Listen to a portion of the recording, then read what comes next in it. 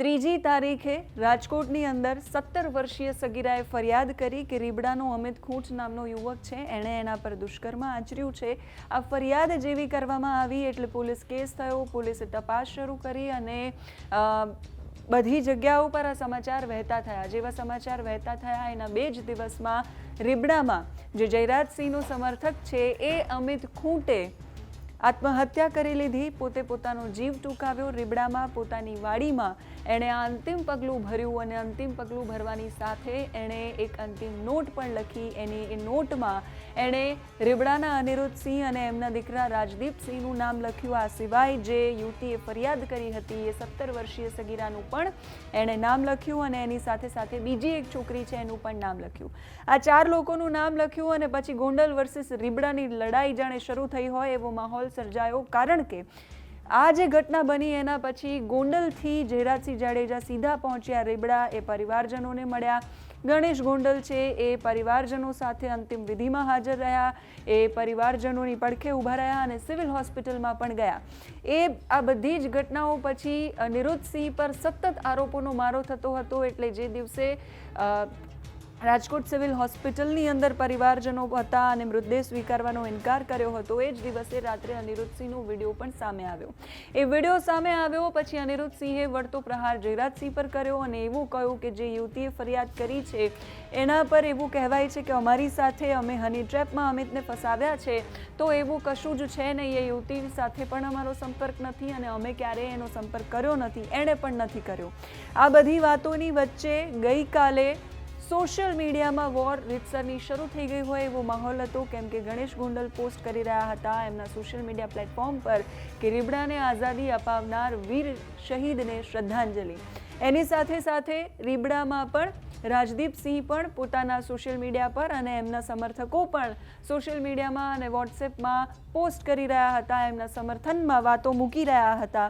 એ સમર્થનમાં એવું લખ્યું હતું કે આ ખોટી માહિતી છે, ફસાવવા માટે આ પ્રકારનું કાવતરું જયરાજસિંહ દ્વારા અને ગણેશ દ્વારા રચવામાં આવ્યું છે અને એટલે ક્ષત્રિય સમાજનું જે ગ્રુપ હતું અનિરુદ્ધસિંહ અને રાજદીપસિંહ સમર્થિત, એ ગ્રુપની અંદર એવી વાતો કરવામાં આવી કે રાજકોટમાં આપણે જવાનું છે, કલેક્ટર કચેરીએ પહોંચવાનું છે અને કલેક્ટર કચેરીએ પહોંચીને આવેદનપત્ર આપવાનું છે। ટૂંકમાં અનિરુદ્ધસિંહ અને જે રાજદીપસિંહ છે એ નિર્દોષ છે આ કેસની અંદર અને એમને સમર્થન આપવાનું છે।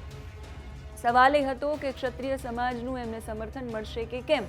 એ જ સંબંધમાં આજે રાજકોટમાં રેલી નીકળી હતી અને એ રેલીમાં મોટી સંખ્યામાં ક્ષત્રિય સમાજના લોકો જોડાયા હતા, સાધુ સંતો પણ જોડાયા હતા અને ત્યાંથી કલેક્ટર કચેરીએ એ રેલીમાં એ લોકો પહોંચ્યા હતા। કલેક્ટર કચેરીમાં આવેદનપત્ર આપ્યું અને અનિરુદ્ધસિંહના સમર્થનમાં આ રેલી હતી। એ રેલીમાં પીટી જાડેજા ક્ષત્રિય સમાજના આગેવાન રાજકોટના એ પણ ત્યાં હાજર રહ્યા હતા। એમણે શું કહ્યું, બાકી આગેવાનોએ શું કહ્યું એ સાંભળીએ। એટલે ક્ષત્રિય સમાજના બધા આગેવાનો, યુવાન આગેવાનો એ મર્યાદિત સમયમાં રાજકોટ જિલ્લામાંથી ખાલી આવ્યા છે અને કલેક્ટર સાહેબને આવેદનપત્ર આપવાનું છે કે અનિરુદ્ધસિંહ વિરુદ્ધ જે ગુનો દાખલ થયો એ ગુનામાં તટસ્થ તપાસ થાય અને પોલીસ તપાસ કરી રહી છે। હજી પોલીસે એનો ઉકેલ જે છે એ કઈ જાહેર નથી કર્યો કે આમાં ગુનેગાર છે કે નથી। હજી ઓલા યુવતીનું પણ દુષ્કર્મ નું જે મેડિકલ ચેકઅપ ને થવું જોઈએ એ કદાચ થયું હોય તો મને ખ્યાલ નથી, પણ એની હજી એક ખોટી ફરિયાદ કરી છે, સાચી ફરિયાદ કરી છે। એ તો પોલીસ તપાસ કરે જ છે અને પોલીસ ઉપર ભરોસો રાખવો જોઈએ। પોલીસ ઉપર માત્ર ધોવાનો કઈ મતલબ નથી, પોલીસ અને ન્યાયતંત્ર ઉપર સંપૂર્ણ ભરોસો છે। ભૂતકાળમાં હતો, આજે પણ છે અને દરેકને પણ હોવો જોઈએ। એટલે આજે અમે આવેદનપત્ર એ હેતુથી આપી છે, તપાસ કરો, ગુનેગાર હોય તો 100% સજા થવી જ જોઈએ। અમે કોઈનો એવો બચાવ કરવા માંગતા જ નથી કે ગુનેગાર છે તો એને છોડી દો, ગુનેગાર હોય તો તમે યોગ્ય તપાસ કરો, તપાસમાં જે ખુલે અને તપાસમાં જે આગળ વધે અને પોલીસ જયારે એના રિપોર્ટ જાહેર કરે યુવતીનું પણ દુષ્કર્મ વિશેનું અથવા સામે અનિરુદ્ધ પર ફરિયાદ જે થઈ છે એ ફરિયાદમાં પણ તપાસ કરે। સુસાઇડ નોટ મળી આવી છે, સુસાઇડ નોટમાં અલગ અલગ અક્ષરો છે એવું એમનું કહેવાનું થાય છે, મેં વાંચી નથી પણ મીડિયા મારફત મેં વાંચી છે। તો એમાં પણ જો એમના હસ્તાક્ષર હશે અને હશે તો એના પણ ઘણા બધા કારણો છે। એના આત્મઘાત કર્યા પહેલા એને દુષ્કર્મ ન કર્યું હોય તો એને સામે આવવું જોઈએ અને કેવું જોઈએ હું નિર્દોષ છું અને નિર્દોષ માણસ હંમેશા સામે જ આવે, આવું પગલું જ ન ભરે। આવું પગલું ભરવાનું કારણ પણ હોઈ શકે, પણ આપણે તો એને શ્રદ્ધાંજલિ આપીએ છીએ।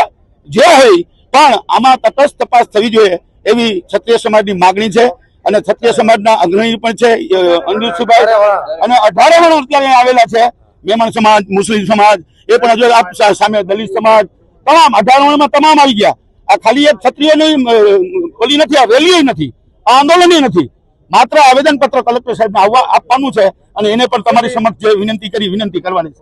આ તદ્દન ખોટા પાયા વગરના આક્ષેપો કર્યા છે તેની કાયદેસર કાર્યવાહી તપાસ થવી જોઈએ અને અમને પોલીસ તંત્ર ઉપર અને ન્યાયતંત્ર ઉપર સંપૂર્ણ ભરોસો છે. અમે અનુભાઈના સમર્થનમાં રેલી કરેલ છે. કાયદેસર કાર્યવાહી થવી જોઈએ.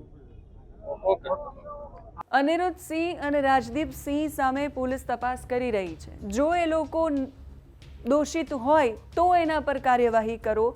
જો એ લોકો સામે કોઈ પણ આરોપ લાગ્યા છે તો એ સિદ્ધ થાય પછી એમના પર કાર્યવાહી કરો, એવું ક્ષત્રિય સમાજના કલેક્ટર કચેરી સુધી પહોંચેલા આગેવાનોનું અને લોકોનું કહેવું છે. જોવાનું એ રહેશે કે પોલીસ તપાસ કઈ દિશામાં કરે છે, પોલીસની તપાસમાં શું સામે આવે છે, ફોરેન્સિક રિપોર્ટમાં શું સામે આવે છે, કેમ કે સામસામી ફરિયાદો થઈ છે. જે યુવકે પોતાનો જીવ ગુમાવ્યો છે એ યુવકના ભાઈએ પણ ફરિયાદ કરી છે 4 લોકો સામે. બીજી બાજુ યુવતીએ ફરિયાદ કરી છે દુષ્કર્મની. એટલે આ બંને કેસની અંદર SITની નિમણૂક થઈ છે. પણ પોલીસની તપાસમાં શું સામે આવે છે જોવાનું રહેશે. તમે આ કેસને કઈ રીતે જોઈ રહ્યા છો એ કમેન્ટ કરીને કહેજો. અત્યારે આ વિડીયોમાં બસ આટલું જ. નમસ્કાર.